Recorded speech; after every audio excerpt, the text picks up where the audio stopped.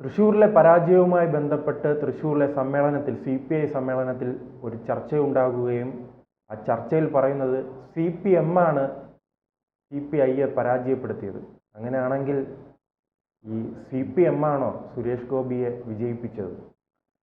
അല്ല, CPM ഇപ്പം CPIയെ അവരെ പരാജയപ്പെടുത്താൻ വേണ്ടി ചെയ്തതല്ല, വേറൊരാൾക്കൊരു സഹായം ചെയ്തു കൊടുത്തു. അപ്പോൾ ഇവർക്ക് താഴോട്ട് പോകേണ്ടി വന്നു. അതിപ്പോൾ കേരളം മുഴുവൻ അറിയാമല്ലോ, എല്ലാവർക്കും അറിയാവുന്ന പരസ്യമായിട്ടുള്ള ഒരു രഹസ്യമാണ്. ഇപ്പോൾ നമ്മൾ തൃശ്ശൂർ മണ്ഡലം എന്ന് പറയുന്ന ഉടനെ പൂരം കലക്കൽ, ADGP അജിത് കുമാർ, സുരേഷ് ഗോപി, ഇങ്ങനെയൊക്കെയുള്ള കാര്യങ്ങളാണ് ഓർമ്മയിൽ വരുന്നത്. ഇതിപ്പോൾ ചർച്ച ചെയ്യാൻ കാര്യമെന്ന് ചോദിച്ചാൽ CPIയുടെ സമ്മേളനം നടന്നുകൊണ്ടിരിക്കുകയാണ്, ജില്ലാ സമ്മേളനം നടന്നുകൊണ്ടിരിക്കുകയാണ്. CPIയുടെ സമ്മേളനം നടക്കുന്നു എന്ന് കേരളം മുഴുവൻ അറിയണ്ടേ? അപ്പോൾ ഈ വിഷയം വന്നു കഴിഞ്ഞാൽ അത് കൂടുതൽ സഹായകമാകും. കാരണം ഇതല്ലേ ജനങ്ങൾക്ക് അറിയാവുന്നത്. പിന്നെ CPM പണി പറ്റിച്ചു കൊടുത്തു എന്നുള്ളത് വ്യക്തമാണ്. അത് CPIയുടെ എല്ലാ മണ്ഡലങ്ങളിലും കേരളത്തിൽ തന്നെ CPIക്ക് കുറച്ചെങ്കിലും സ്വാധീനമുള്ള ഒരു മണ്ഡലം തൃശ്ശൂരാണ്.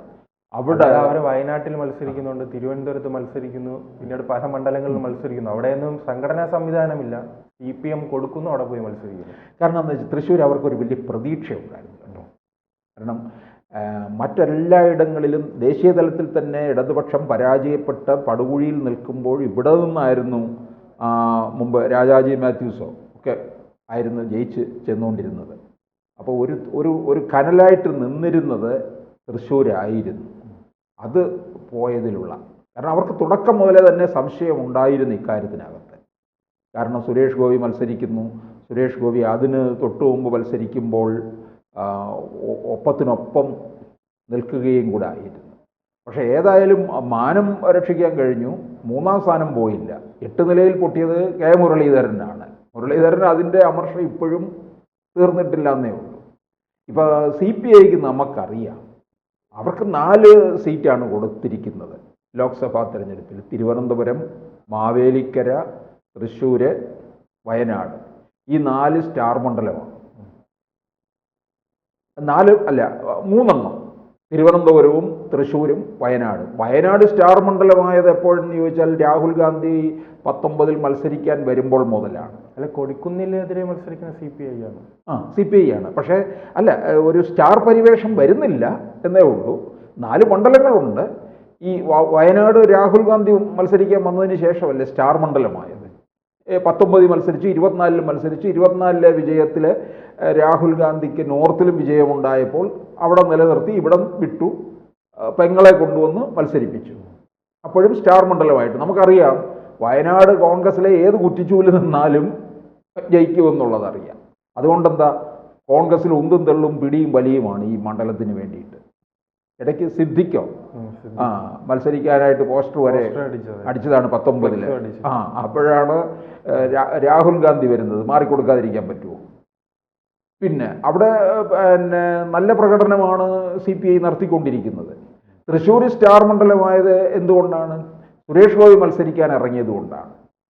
തിരുവനന്തപുരം എന്തുകൊണ്ടാണ് ആയത്? ശക്തമായ ത്രികോണ മത്സരം നടക്കുന്നു. BJPയുടെ A ക്ലാസ് മണ്ഡലവും ആയതുകൊണ്ടാണ്.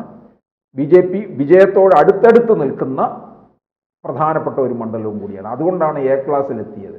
പിന്നെ ഇനി വേറൊരു CPM എപ്പോഴും CPMൻ്റെ CPIയോടുള്ള ചതി ഇന്നോ ഇന്നലെയോ ഒന്നും തുടങ്ങിയതല്ല, കാലങ്ങളായി നടത്തിക്കൊണ്ടിരിക്കുന്നതാണ്. നമ്മളെപ്പോഴും പറയാറുള്ളതാണ്, CPIയുടെ സ്ഥാനാർത്ഥി നിൽക്കും, ഇവിടെ CPM പ്രവർത്തകർ കാണുകയില്ല.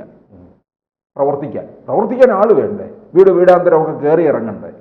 ഒരുത്തരും കാണത്തില്ല. തിരുവനന്തപുരത്തുള്ളവർ CPM പ്രവർത്തകർ മുഴുവൻ ആറ്റിങ്ങൽ പോകും. ആറ്റിങ്ങലോ അതുപോലെ വളരെ ടൈറ്റായിട്ട് മത്സരം നടക്കുന്ന കേരളത്തിലെ മറ്റു മണ്ഡലങ്ങളിലേക്ക് പോകും. ഇവിടെ ആരും കാണത്തില്ല. ഇത് പണ്ടുണ്ടായിരുന്ന തിരുവനന്തപുരത്ത് മത്സരിക്കുമ്പോൾ ഇവിടെ അന്ന് ചിറയൻകീഴ് മണ്ഡലത്തിലേക്ക്, അന്ന് ചിറയൻകീഴായിരുന്നു, പിന്നീട് അത് ആറ്റിങ്ങലായി മാറുന്നത്. അന്ന് ചിറയൻകീഴ് വർക്കല രാധാകൃഷ്ണൻ മത്സരിച്ചുകൊണ്ടിരുന്ന അവസരത്തിൽ അണ്ണനെ ഏൽപ്പിക്കണമെന്നും പറഞ്ഞ് എല്ലാ CPMകാരും കൂടെ അങ്ങോട്ട് പോകും. വർക്കല രാധാകൃഷ്ണനെ അണ്ണനെന്നാണ് വിളിച്ചുകൊണ്ടിരുന്നത്. ഇത് ഒരു പതിവായിരുന്നേ. എന്നാൽ ആലോചിക്കണം, CPIയുടെ വമ്പന്മാരൊക്കെ വിജയിച്ച് കയറിയിട്ടുള്ള ഇടമാണ്. M. ഗോവിന്ദൻ നായർ, PKB, പിന്നെ കെ വി സുരേന്ദ്രനാഥ്, പന്നിയൻ രവീന്ദ്രൻ ഒക്കെ വിജയിച്ചിട്ടുള്ള ഇടം കൂടിയാണ്. ആ മണ്ഡലം ഇല്ലാതാക്കി കളഞ്ഞു എന്നുള്ളതാണ്. ഇപ്പം CPM ഏതാണ്ട് അങ്ങ് കൈവിട്ടിരിക്കുകയാണ്. അപ്പോൾ CPIയുടെ ജില്ലാ സമ്മേളനങ്ങളിൽ ഈ അഭിപ്രായം ഉയർന്നു വന്ന സ്ഥിതിക്ക് തീർച്ചയായിട്ടും ഇവരുടെ സംസ്ഥാന സമ്മേളനത്തിലും ഇത് ചർച്ച ചെയ്യപ്പെടും. ഇത് വലിയ വിവാദമാവുകയും ചെയ്യും. കാരണം ഇവർക്ക് പ്രതീക്ഷയുണ്ടായിരുന്നു സുനിൽകുമാറിനെ ജയിക്കുമെന്ന് ഒക്കെ. കാരണം CPIയുടെ നല്ല സ്ഥാനാർത്ഥിയാണ്.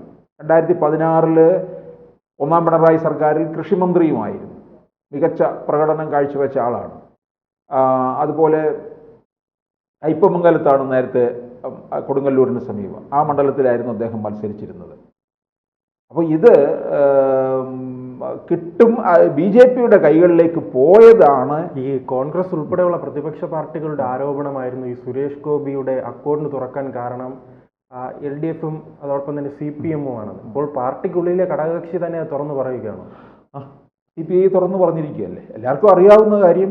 CPIയുടെ സമ്മേളനത്തിൽ അത് പുറത്തു വരികയും ചെയ്തു. പക്ഷേ ഇവർക്കിതിങ്ങനെ പറഞ്ഞു നിർത്താൻ മാത്രമേ കഴിയുള്ളൂ. അല്ലാതെ എന്ത് ചെയ്യും CPI ഇട്ടെറിഞ്ഞിട്ട് പോകുമോ? UDF പോകുമോ? എനിക്ക് തോന്നുന്നില്ല. അങ്ങനെ അങ്ങോട്ട് ചെന്നാൽ എന്തായിരിക്കും സ്ഥിതി? അവിടെ ലീഗാണ് പ്രധാന ഘടകകക്ഷി. അവിടെ താഴെ നിൽക്കേണ്ടി വരും. ഉള്ള വിലയും കൂടെ പോകും. ഇപ്പം ഇവരുടെ എന്തായാലും ഇവർക്ക് ഇനിയും വളർച്ചയില്ല, അല്ലേ? വളർച്ചയില്ല. കാരണം ഈ വൻമരത്തിൻ്റെ ചുവട്ടിൽ നിൽക്കുകയാണ്. ആ വൻ ശിഖരങ്ങളൊക്കെ ഇങ്ങനെ വളർന്ന് പന്തലിച്ച് നിൽക്കുന്നതിന് താഴെ പോയി ഒരു മരം നിന്ന് കഴിഞ്ഞാൽ ആ മരത്തിന് വളർന്നു വരാൻ പറ്റത്തില്ല. ഒരു കാലത്ത് എന്തായിരുന്നു? എസഡാങ്കെ വിരൽ ചൂണ്ടിയാൽ ബോംബെ നഗരം നിശ്ചലമാകുമായിരുന്നു. അങ്ങനെയുള്ള ഒരു കാലം ഉണ്ടായിരുന്നു. ആ പാർട്ടിയുടെ പോക്കെന്ന് പറഞ്ഞാൽ ഇപ്പം CPMനോടൊപ്പം ഇല്ലാതാകാൻ പോകുന്ന ഒരു പാർട്ടിയായി തീർന്നിരിക്കുകയാണ് CPI. അപ്പം ഇവരുടെ ഈ കിടന്നുള്ള ഈ ബഹളമുണ്ടല്ലോ, CPM കാരണമാണ് തൃശ്ശൂർ സീറ്റ് പോയതെന്നൊക്കെയുള്ള പറച്ചിൽ, അത് ചായക്കോപ്പയിലെ കൊടുങ്കാറ്റ് മാത്രമാണ്. അതവരുടെ ജില്ലാ സമ്മേളനത്തിൽ മാത്രം നിൽക്കും. കൂടുതൽ പറഞ്ഞു വരുമ്പോൾ ഈ MM മണിയെ പോലുള്ളവർ വരും. പിന്നെ ഇപ്പോഴാണ് MM മണി ഒന്ന് നിശബ്ദനായിരിക്കുന്നത്. അല്ലെങ്കിൽ CPI എന്ത് പറഞ്ഞാലും CPMനെ എന്തെങ്കിലും പറഞ്ഞാൽ ഉടൻ മണി ഇടപെടും. എന്നാൽ പിന്നെ നിങ്ങളങ്ങ് ഒലത്തി കാണിച്ചതാ എന്നായിരിക്കും പറയുന്നത്. ഒരു പഞ്ചായത്ത് മെമ്പറായിട്ട് നിങ്ങൾക്ക് ഒറ്റയ്ക്ക് നിന്ന് ജയിച്ചു വരാൻ പറ്റുമോ എന്നായിരിക്കും ചോദിക്കുന്നത്. ആനി രാജ എന്തെല്ലാം പറഞ്ഞു, അല്ലേ? MM മണിക്ക് ലൈസൻസ് ഒന്നും ഇല്ലാത്ത ആളല്ലേ പറയുന്നതിലും ഒക്കെ. അപ്പം CPMൻ്റെ ചവിട്ടടിയിൽ നിൽക്കുക, ചവിട്ടും കുത്തുമേറ്റ് മുമ്പോട്ട് പോവുക മാത്രമേ ഉള്ളൂ വഴി. CPMനോടൊപ്പം CPIക്കും പതനം സംഭവിക്കുകയും ചെയ്യും. കൂടുതൽ വാർത്തകളും വിശേഷങ്ങളും നിങ്ങളിലേക്ക് എത്താൻ ABC മലയാളം സബ്സ്ക്രൈബ് ചെയ്യുക, ബെൽ ബട്ടണും അമർത്തുക.